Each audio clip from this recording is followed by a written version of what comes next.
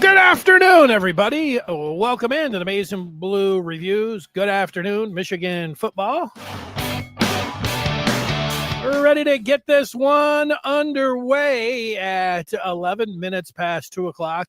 A little bit late coming at you today. I was down in Ann Arbor. There were some Michigan football players that were made available, and I was down there for the Maize and Blue Review and was able to talk to a trio of Michigan football players. I'll give you an idea of what they had to say. Also, there's been a theme that I've noticed in and around Michigan spring football practice. I am going to get to that coming up, and also touch on basketball. Basketball's got some things going on in the transfer portal. They got players that they're looking at. They got a player that left today, so we will touch on that.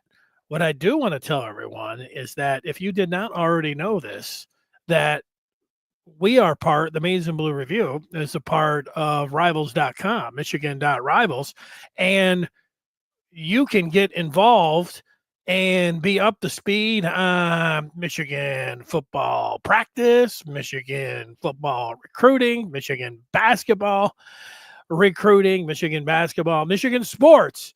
It's all happening over on the Maize and Blue Review, and you can get instant access right now. And you can sign up today by going to Michigan.Rivals.com.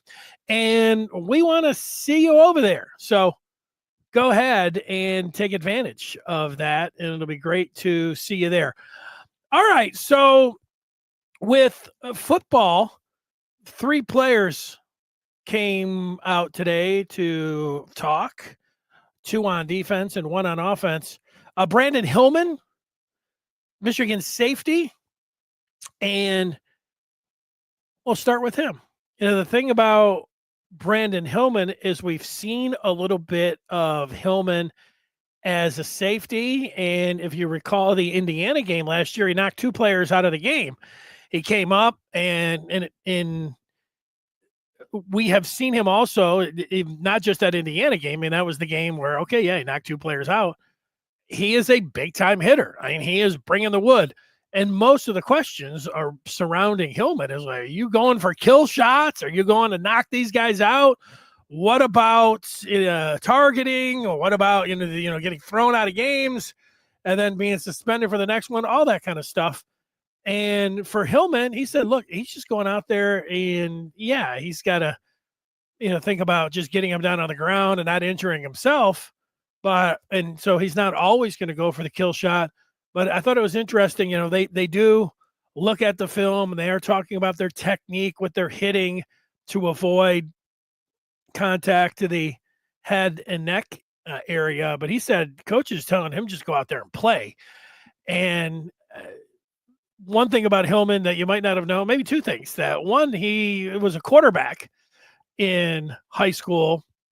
And the other one is that he has a 2-year-old daughter. So that the latter has made him more mature. You could tell just by him standing there and taking on the questions with his maturity level of having to, football, school, father. I mean, those all 3 of those are like full-time jobs, and he's got to handle all 3. But he seems like he's handling it pretty well. And then as far as football, he has, and this is one of those themes, not the theme that I was going to get to overall, but it is one of the themes. And you do play different positions in spring ball, wherever you're going to be at. But it really hits home this year to me, listening to the players, seemingly every player, maybe not the quarterbacks, every player is working at their position, but they're at another position. Hillman, for example, he's a safety, but he is also practiced at nickel corner, coming up and manning up the slot wide receiver. And it's just like listening to Lamar Morgan the other day. Lamar Morgan, you would say, Jair Hill would be Michigan's number one corner if you were looking at it. I wouldn't. I'd put that out there. But you had Jair Hill working on the inside. So that flexibility, they like coaches, fans, and players, you want a great defense. You'd like to be called an amoeba defense. You can move around, whatever you're going to do, play multiple positions. That all sounds good in theory, but then, are you a master of many and, or what's it? Not a master of none, but, a slave to many, master of none. Is that what the saying is? I think so. So you could get involved in that. It's like, hey, why not play the position that you're pretty much going to play instead of having guys, in their different spots? It's a good question for a coach. When do you know that you're, adding too much for a player, trying different positions? Great, being in different roles. But when is that? Maybe you have an opportunity to hear some football minds talk about that specifically. I'm thinking about it myself. The skill set that you have as a safety and as a corner and as a slot guy, different sizes, most of the skills are transferable as I see it, as a little bit more than a novice, but just, my observation about playing different spots. However, on the offensive side, Evan Link spoke today, and Link is, he was a right tackle as a redshirt freshman last year. And then late in the season for the bowl game, he was the left tackle. And right now you would pencil him in as Michigan's starting left tackle. But Link said that he has played every position on the offensive line except what did he say? Right tackle and right guard? Or did he just say right tackle?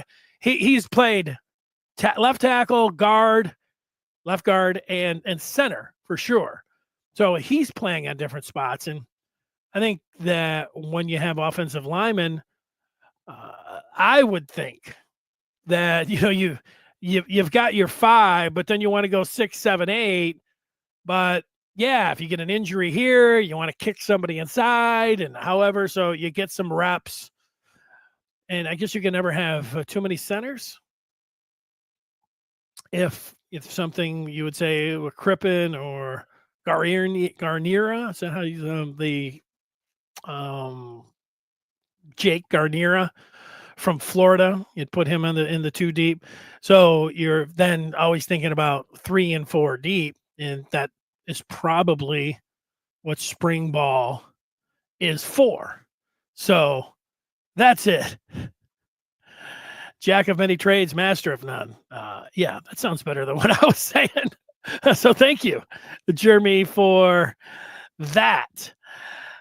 Good to see people coming in on the chat and wanting to hear a little bit and talk a little bit about Michigan football and basketball. Sam says he can't wait to see a giant at the quarterback position. It's going to be different. Yeah, well, all of the guys today were talked about, maybe not Enoetta, maybe he didn't talk about Bryce Underwood, but the other 2 did. And Link lit up when he talked about Underwood, and Jaden Davis was also thrown in there.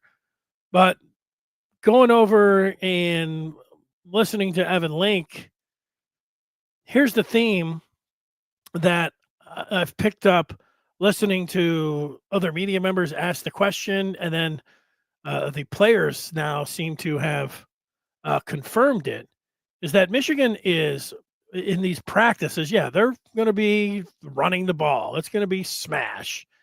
That's their identity. But Underwood, now Link said, he could throw the ball 70 yards. Who knows about that? But Link said, yeah, these guys are definitely, and he was asked about the offense being different under Lindsey, and he said, now paraphrase it, yeah, we're really pushing the ball down the field. They're early airing it out. And Link's not the only one that has, confirmed those questions about Michigan throwing the ball down the field more.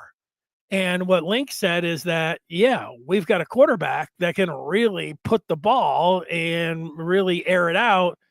And then he also mentioned they had some wide receivers that could really go after it and get it. So makes sense. You play to your strengths. If you have a quarterback that can throw the ball 50 yards down the field and really do it with touch and accuracy, and then you have wide receivers that can go after it and get it, then that combination, why wouldn't you add that if you want to be an explosive football team, if you want to maximize your ability as a team, as an offense, then why wouldn't you take advantage of it? And the answer is, of course, you would. And you've heard now enough that for Michigan's wide receivers, I've heard enough to know that David McCauley is one of their go-to playmakers. And also as a freshman, both freshmen that are in for spring, and that is Jamar Browder, who's 6'4" or 6'5", and then Marsh. Both of those guys get mentioned anytime any of the players are asked about, these guys and the coaches, Browder, Marsh. And so I'm not going to be surprised to see those guys come fall, be out there and get some snaps and maybe, push the big 3 M's that are up there right now that you would say Morgan. And you would also put in McCauley, who I mentioned there, and then Fred Moore. Those are the 3 M's getting pushed by somebody like Browder because of his size, and then Marsh, who's got the length and also the physicality right now. Definitely have been able to pick that up, that is a theme. And I think that if you're a fan, sure, you want to win. That's what you want to do. And you know what, Michigan, how did they do it over these last, not last year, but the 3 previous years, rise to the top of college football?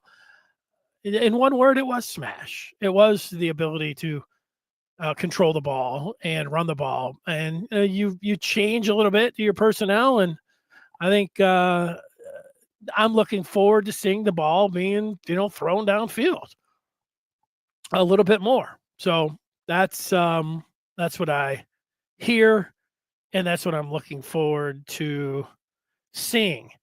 As far as Bryce Underwood, so the coaches and the players effusive with their praise. Nobody's like, well, he's got a lot to learn, or yeah, we'll see. No, it's he's big, he's strong.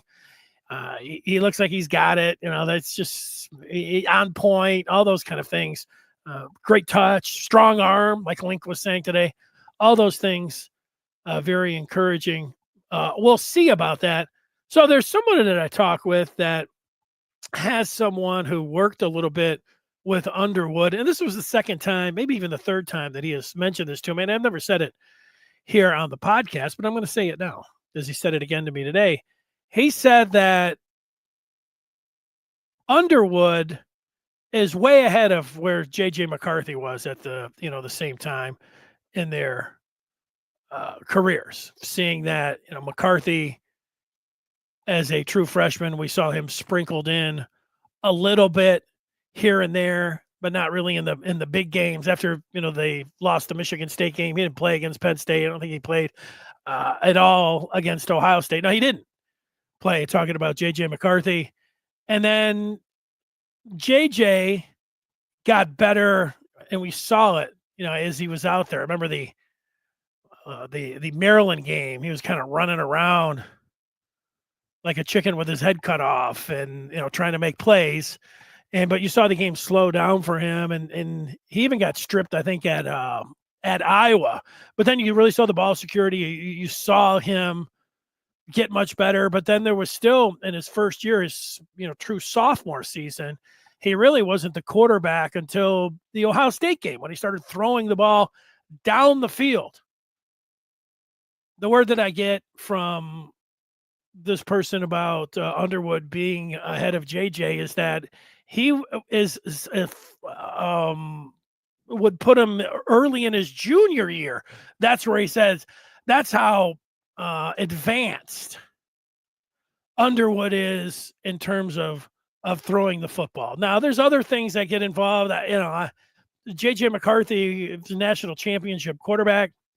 J.J. McCarthy was the 10th overall pick in the draft. So, this is very high praise from someone talking about skill set and football knowledge. That combination being way ahead of where McCarthy was at. But again, that's encouraging news. That's good to hear. Having somebody say, well, he's struggling with blitz pickups or going through no, there's none of that. It's that he's advanced, that he's ahead of JJ McCarthy, that he's got the zip on the ball, that he's got a strong arm. I mean, everything. I haven't heard one thing that I would pause on Underwood not starting from day one and him being pretty much a star. The only thing that I would say is that I've seen the history of the game, watching other true freshmen, watching the guys last year like Raiola and some of the the struggles that he went through, and there's going to be some of that, and just his age, that we know that he's not going to turn 18 until the middle of August. Those are things, but those are things that we have known. Now you're talking about people that are seeing in practice, other people that have worked with him and know a little bit about his football mind and football IQ. And again, that's about as high a praise as you could get, hearing that he is way in front of where J.J. McCarthy was as a true freshman in, I guess, what is it, April the 9th. So I wanted to put that out there for you. Let's go ahead and pick up some of the feedback before we turn it over to basketball and look a little bit at what's going on with basketball. And, it's great to see old Hadley here. Hadley's talking about basketball. We'll get there in a second, Hadley. Sam mentioning that the overall ranking of Underwood being right up there at the top, 1 or 2. Yeah, I mean, that is a pretty big deal. Right. So I hear you on what you're saying about that. Sam saying it's never happened at Michigan. No, not having a quarterback. And I guess Henson would have been the closest in terms of ranking, but they didn't do. I mean, you only had, you had different. You didn't have anybody that's out there now doing it. Back in the day, the USA Today used to put out there. It was a pretty cool thing. I don't know. Was it on National Signing Day? And how did they do it? They put out, maybe they're like Dream Team. And Henson wasn't the quarterback on there. Henson was the punter, though, on the Dream Team and that USA Today. Oh, these are the old days. The old days, you'd get that USA Today when it was signing day, and you would look at that thing and you'd say, wow, man, you get one of these players. Now you're really talking about it. And then the other one would be during the NCAA tournament, also the USA Today. They'd have the breakdown of all. I mean, you had to get that newspaper, and of course they had the bracket there. And it was funny. I was at the grocery store the other day, and I walked by and I was like, wow, newspapers. And I even kind of looked over at them. I was like, wow, these things are pretty cool. I remember the old rag, the old newspaper. So there we go. Let's see. Old U of M checking in, says he was rewatching North Carolina's offense on YouTube under Chip Lindsey. I feel good about the offense. It was efficient at UNC. Also, U of M, he's not worried about the defense, with this being Wink's second year and how he ended last year. Yeah, I think both of those things. And so he says, how do you feel about the defense? I think you start with those two things. That besides, who was it? Amir Hall, who was playing corner, the defensive line, the linebackers, everyone else played in that game against Alabama and looked really good. I would also say that Rod Moore is expected to be, start. Oh yeah, that guy who is maybe is the most decorated player that Michigan has. Hell of a playmaker. So yeah, I mean that's why you would feel good about that, along with Wink being in his second year, and then the way that it took Wink a little while to adjust to the college game, or the players adjust to him, whatever it was, but they did it at the end. Yeah, that's why you would feel pretty good. John is saying that Michigan's running game will help Bryce Underwood with the inexperience. No doubt. John, everything around Underwood, that's going to be the thing. I think next year and the following year, everything is be like, hey, it's going to be on the right arm of Underwood. They're going to win a national championship. It's going to be Underwood. They're going to win the Big Ten.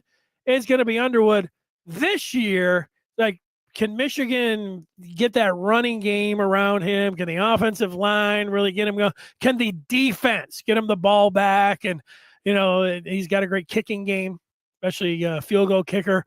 All those things to help Underwood as he develops and becomes what you think is going to be the star quarterback sooner rather than later.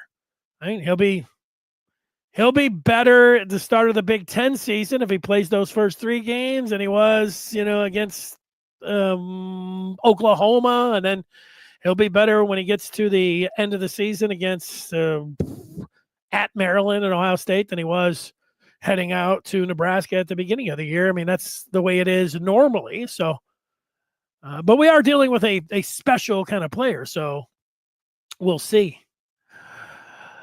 Sam was sweating before Underwood committed because we missed on the 2 local quarterbacks in Dante Moore and then Carr, who ended up going to Notre Dame. Yeah, I thought it was not going to happen. I don't know if this was the biggest swing and miss that I've made, because I've made a lot, but when I heard the news that Michigan was getting back in on Underwood, late in the recruiting process, I thought, yeah, well, of course they're going to make a run at him. They have to. But the idea that they were going to be able to flip him was something that I did not think was going to happen. I compared it to winning the lottery. And, Michigan won the lottery with Bryce Underwood. So that's it. Dave's is calling, can't miss. Faster than a speeding bullet. Heard he jumped over Click the other day. Yeah, well, at first I thought you're serious about him being a can't miss. There's really no such thing about can't miss quarterback. But and you look at the history, but I'm not here to. I think that there's no reason to temper your expectations. There's no reason to say, well, he's not a sure thing, because Michigan has put all of their eggs into his basket. And then even as the spring is unfolded, as this thing is played out, we had him, even before he took a snap in spring, already being on a national radio show talking about, winning multiple Heismans. And then here he is in spring. You're like, oh, he's going to have to earn it by battling with an experienced Mikey Keene. Mikey Keene has to take a snap in spring ball. Mikey Keene's out with an injury. Looks like he's going to miss the spring. I mean, he hasn't played yet. So you got Underwood, maybe a blessing in disguise, and being able to get all these reps along with Jaden Davis as well, a blessing in disguise. And for someone like Keene, I think everyone would rather have Mikey Keene involved. Yeah, he knows Chip Lindsey's offense and worked with it, but there's no substitute for being able to get out there with your teammates and having reps. This isn't it's even like an Aaron Rodgers situation. If I was a Steelers fan or if I was a Jets fan, either of those two, and everybody was, especially the Jets, they were so excited about him, but These guys don't want to come in and work with guys. It's not really about them. It's about the players around them, getting familiar with them. And so Keene, everybody would want Keene to be participating, but he does have a lot of experience, and it could be a blessing in disguise to get Underwood and Davis that many more reps. And then Keene, whenever he's available, fall for sure. We're sitting here right now. In that,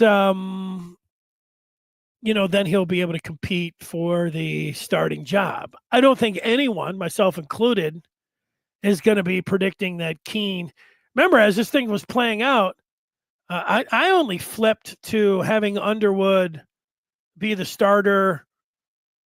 At first, I didn't think he would be, but then I flipped about a month or two ago. I started looking at the schedule and was like, I flipped right after the interview that he had with Rich Eisen. Not that he was, talking about being the starter, or not that he was anointed by being able to be on a national radio show by Sharon Moore or anything else. There was a part of that, like you're going to have this superstar hotshot, on the radio talking about being the man so quickly, and then you start looking at how it would play out and how they're going to be able to sprinkle him in if it ended up being Keene. And then I thought, it's just going to be Underwood. He needs to grab a hold of the job, and he needs to be the starter from day one.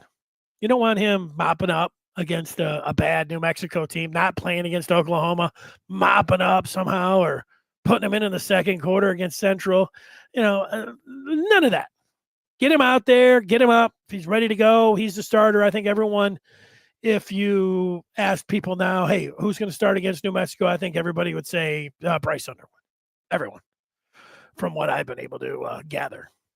And I know all of you would be able to say that. But about this with Dave's, sure, there's going to be, not only are you hearing good things and are people saying good things, and there's nothing like having a superstar, a prodigy right in your midst, and then just waiting for it to come to fruition.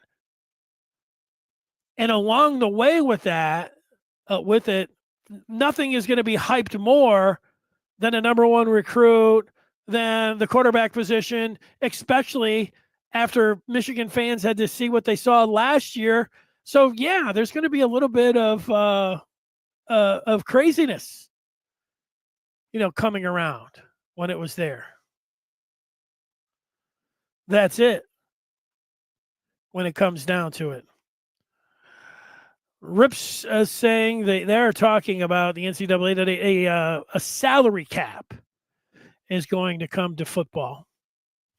Well, caps are to protect the teams. Usually in the pros, it's to protect the owners because they want to make money.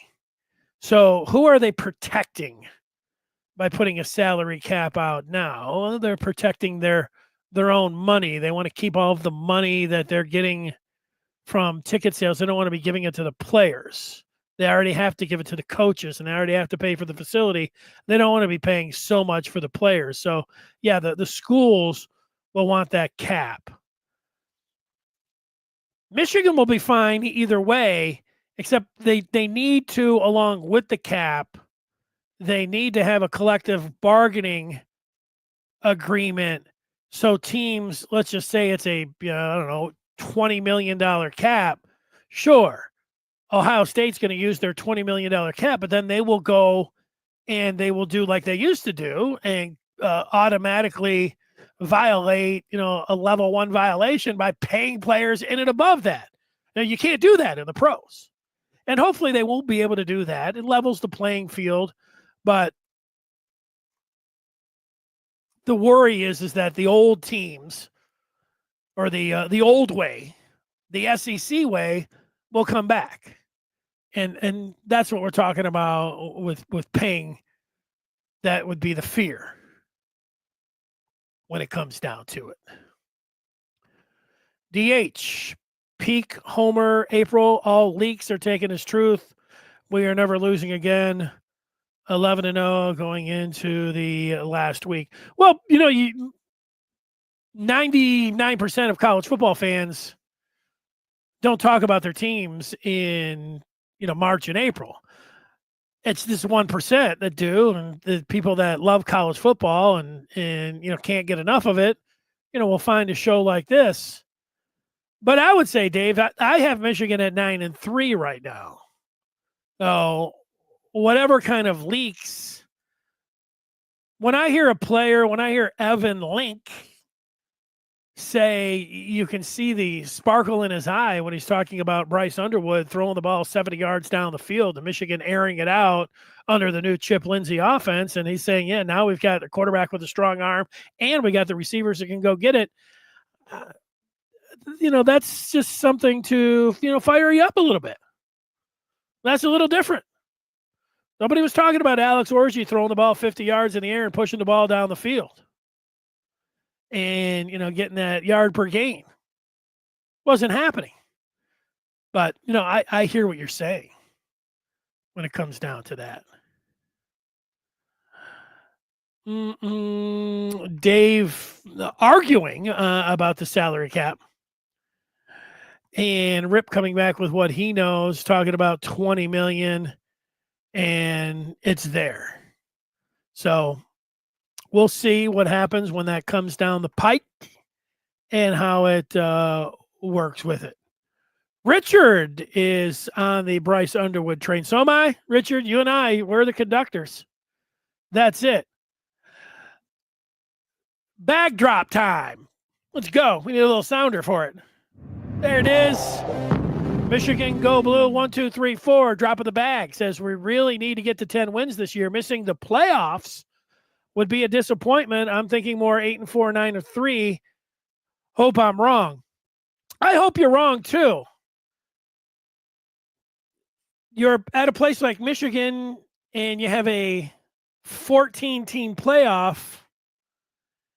You know that if you get to 10 wins that you're likely going to be in. So, yeah, if that's the goal, and you can't have too many seasons. Michigan had one last year where you're not going to be in the playoff.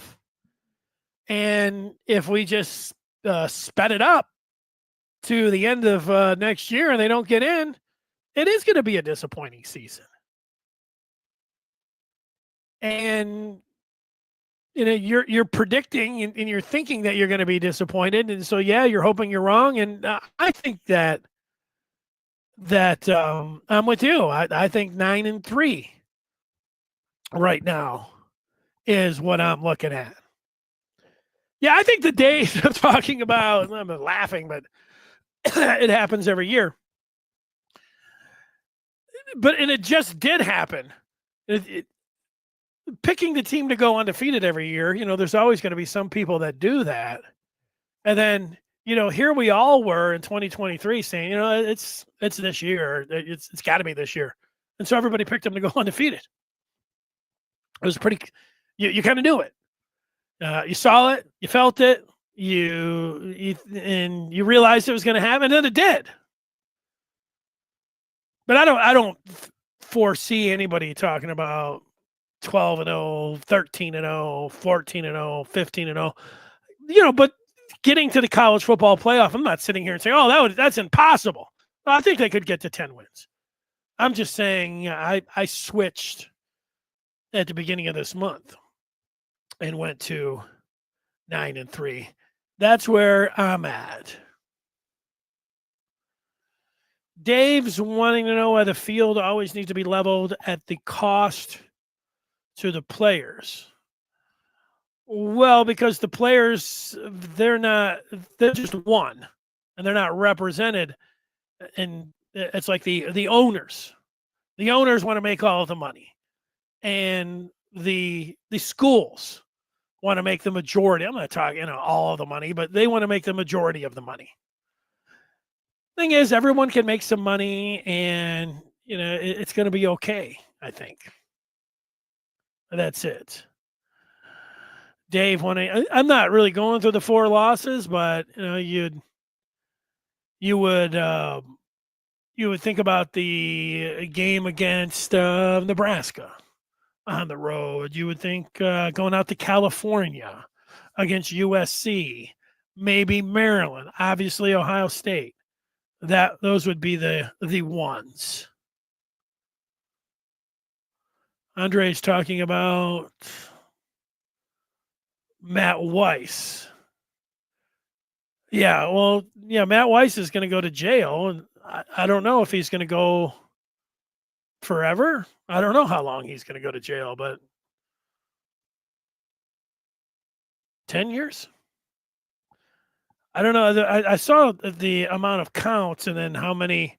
I don't know if they run concurrently or however, but I don't think once Matt Weiss goes to jail, I don't think you're ever going to hear from him again.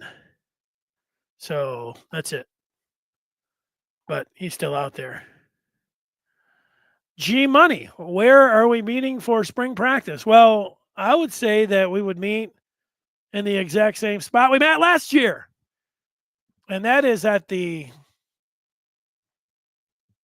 south. That's at the corner of Stadium and Main, which is the south. I can screw this. That's west, southwest corner of the stadium. There's this statue of a bird there. Is it an eagle? It kind of looks like the stealth, a little bit like the stealth plane. That's inside the stadium, corner of Stadium and Main, right when you go in there, the southwest corner. I've said it again. That's where we're meeting. We'll see you there.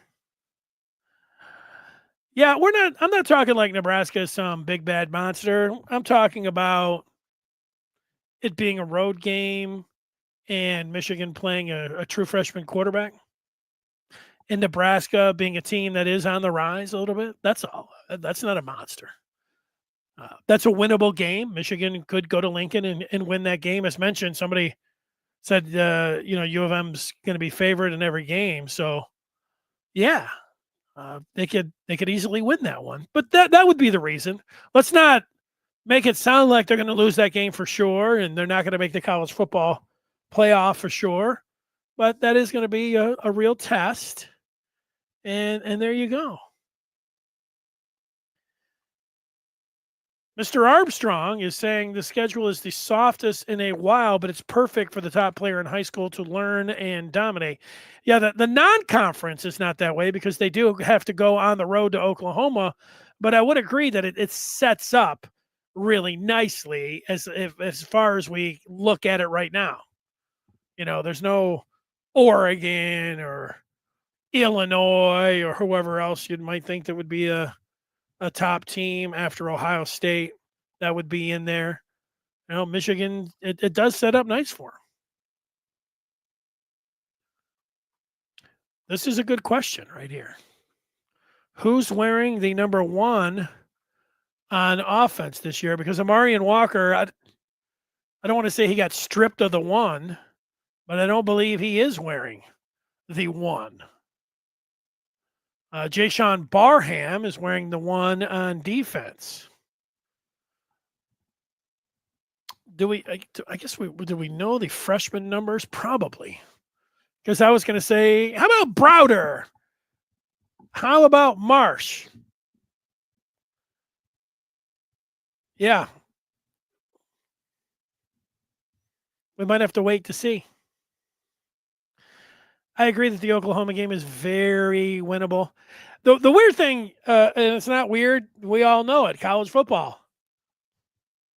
It's hard to win on the road against in your conference. And then when you look at a non-conference game against Oklahoma, a former powerhouse, a former blue blood, but they're in transition, but coming back a little bit, still be circling that game, and yeah, Michigan's got, but again,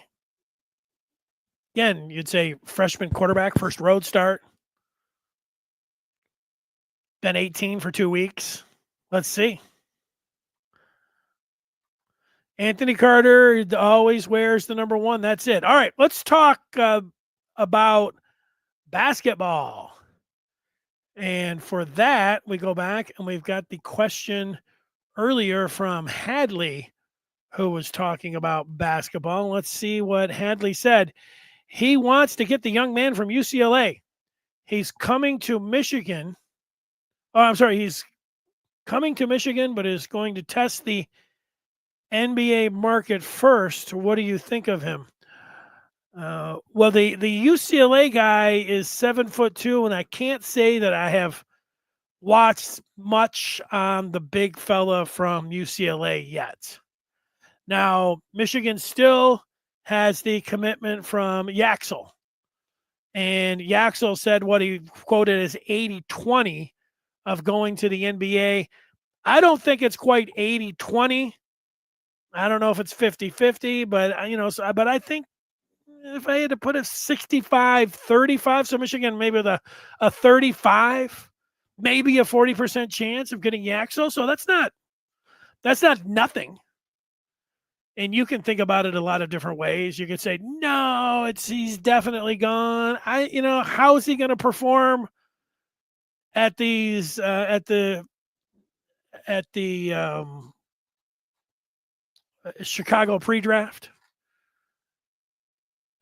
Let's say they say he's expected. Somebody's telling me, I don't know, did he get the invite for sure? If he didn't, that would change the percentages for him going to college. He just wants the guarantee. And for the guarantee for Yaxel, top 35 players get guarantees. Obviously, all the first rounders get the guarantees, but then maybe a half dozen players get guarantees in the second round. Is somebody going to give Yaxel? I don't know. I watched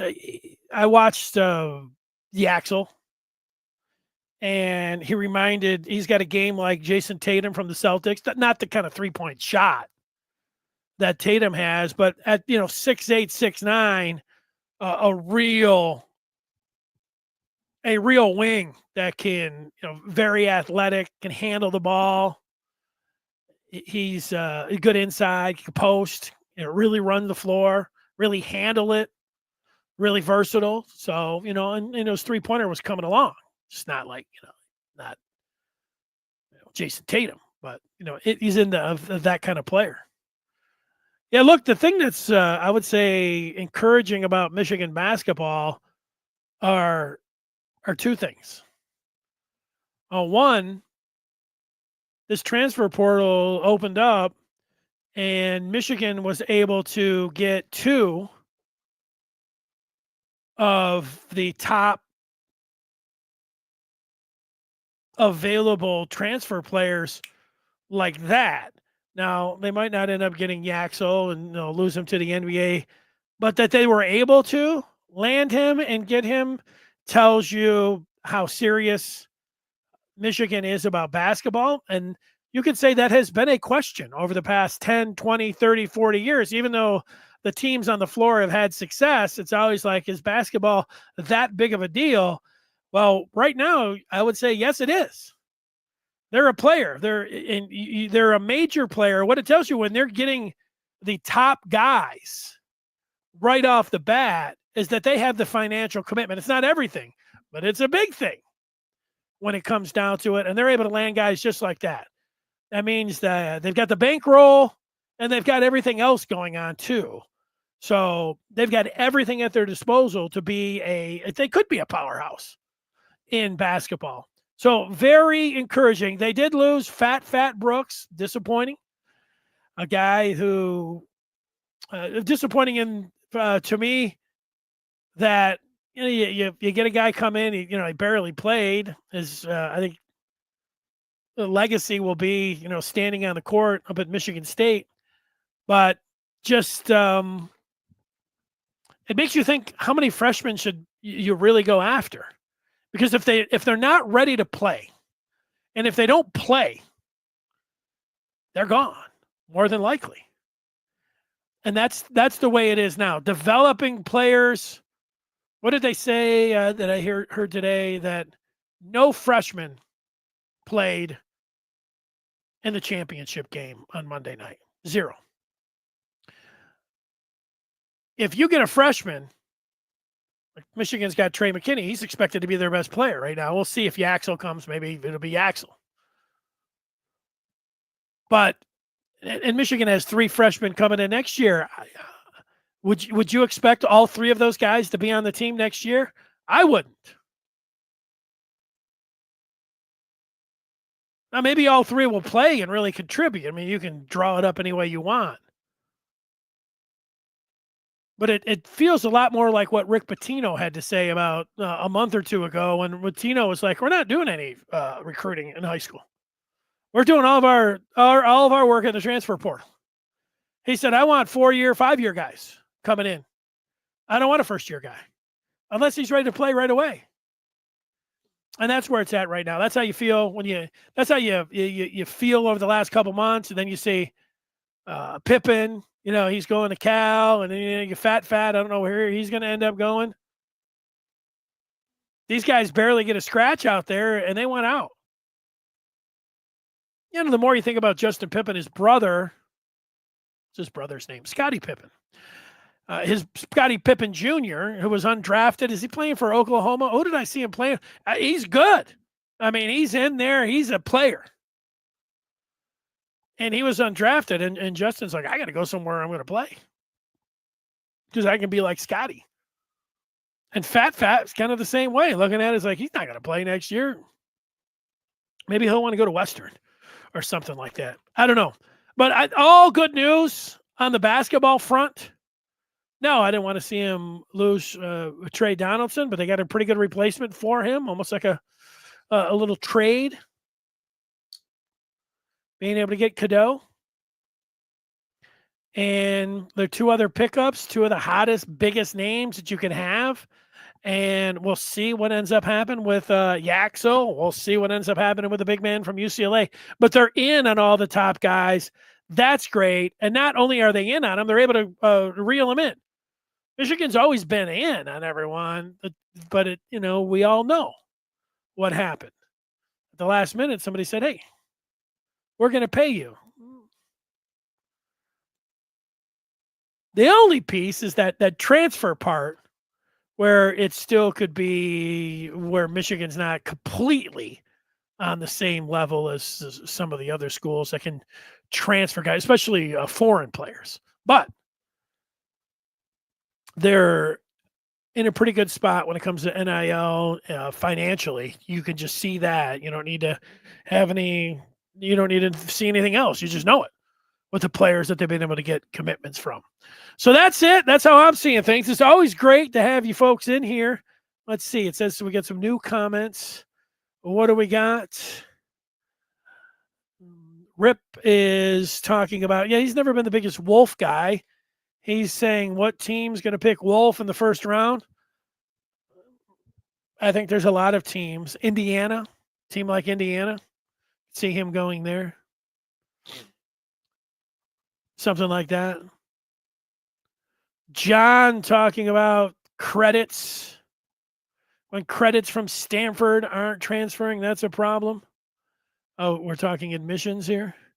Dave saying admissions is what makes Michigan not a basketball or football team. They need to win. Leaders and best. Yeah. Well, here's the thing, Dave, that I don't know where you went to school or anybody else on here, but when you talk to Michigan alums, by and large, they don't want the transfer. They don't want the admission standard to change. They like it where it's at. Now, yeah, it attracts better players. You win, you attract, students, all of those things that we say. But really, what we say is we just want the best players, and we don't really care about the admissions and what the degree means, mostly, all of us. But again, by and large, when you talk to people that went to Michigan, they don't want the admissions to be watered down, because it then in turn waters down their degree.